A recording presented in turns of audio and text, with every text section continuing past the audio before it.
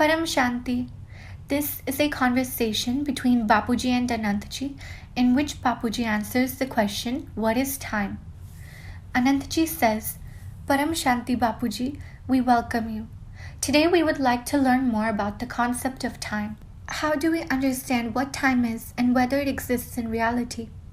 Bapuji replies, in reality time does exist, and the concept of time is real. Earth has always had the concept of day and night, which reflects the passing of time. So how was time created? The solar system has the concept of time, and Brahmapuri also has the concept of time. The 7 planes above Earth, called Bhulok, Bhuvarlok, Swarglok, Mahalok, Janlok, Taplok, Brahmapuri, Vishnupuri, Shivpuri, and Paramdham, also known as the supreme abode of this solar system, each have their own measures of time. Anantji says, Bapuji, what is time? Is it a demigod or Yamdev, the god of death, or is it someone or something else? Bapuji replies, time is not a demigod. In the past, there were fire, water, and air demigods. They were masters of the elements and ruled the earth. People conducted rituals to receive blessings from them, like through fire rituals called havans, which would give the demigods power. Therefore, unlike these elements, time is not mastered by a demigod. The solar system functions automatically without being bound by time. Creation is done through Brahma, maintenance through Vishnu, and destruction through Shankar. Time is fixed for humans on earth according to their own karma, whether they live 50, 60, or 100 years. So how did the concept of time come into existence for humans on the earth? Anantji says, Bapuji, is time a reality or an illusion? Bapuji replies, this earth is an illusion. I have already made a video on the timeless world, which exists in places such as other multiverses where time does not exist. Time only exists wherever there is a creation of 5 elements. Anantji says, does that mean that time only exists for measurement where days and night exist? Is time infinite where there is no day or night? Bapuji replies, where there is sunlight and day and night, measures of time include days, months, and years. There is no sunlight in Vishnulok, Shivpuri, or the supreme abode. There is no concept of day or night in these worlds. However, they are bound by their own time constraints. The solar system has a predefined period of existence determined by Brahma. Brahmapuri receives sunlight, so it has day and night. Mahabrahmans, which are galaxies like our Milky Way, have a time limit as well. Anantji says, Bapuji, the earth orbits around the sun, and that is why we have day and night. The North Pole and the South Pole have 6 months of day and 6 months of night. Bapuji replies, even Bhuvarlok, which is 1 lakh yojan higher than the earth, receives sunlight. Swarglok also receives sunlight, but 1 day on Swarglok is the equivalent of 1 year on earth. Time exists in Swarglok and Brahmapuri. Vishnupuri and Shivpuri are made up of divine elements, and the supreme abode consists of pure divine light. Each solar system has the time limit of Brahma's 100 years. Once Brahma's 100 years are complete, Mahashiv destroys each solar system through Kalagni, which is an immense amount of fire. Anantji says, how is this passage of time tracked? Bapuji replies, each Shiv tracks the time for their own solar system, and Mahashiv tracks time for his own galaxy. Mahashiv creates and destroys infinite solar systems within 1 moment of his. Mahashiv's 1 moment is equal to Brahma's 100 years. Param Mahashiv is the owner of the universe. The universe, great universe, and great universe, and so on, all exist according to their own measures of time. The circle of time runs indefinitely. It starts off small and runs fast and gets bigger and slower the higher up you go into the different planes of existence. The whole multiverse exists according to time. Anantji says, presently, if there is a calamity on earth, people believe it is because we are living in the time of Kali-yuga. If we are living in such times, then what should people do? In reality, is time changing the circumstances in which people live, or do people change the times we are living in? Bapuji replies, in reality, Satyug, Treta Yug, Dwapar Yug, and Kali Yug change in line with people's thinking. When people start conflicts in the name of religion, Kalyug starts.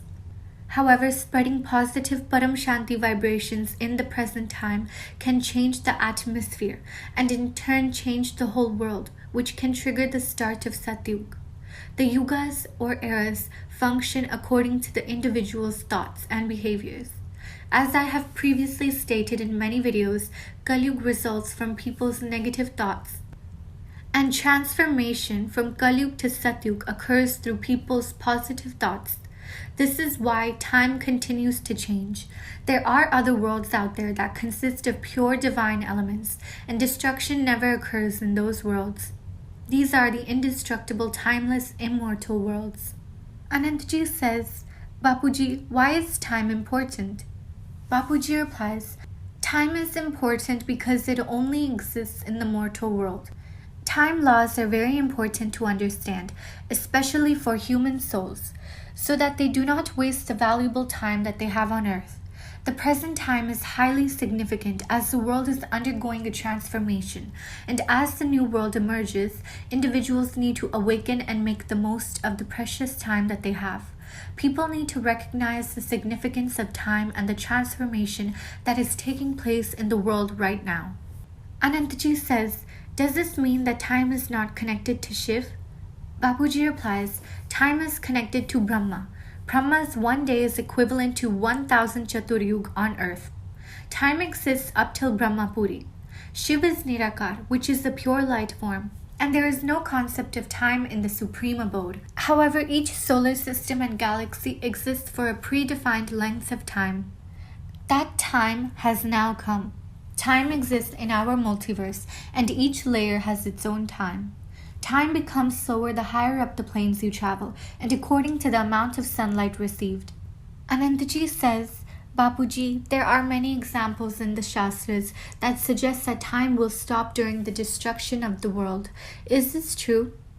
Bapuji replies, it is impossible to stop time on earth, but the whole world can transform time.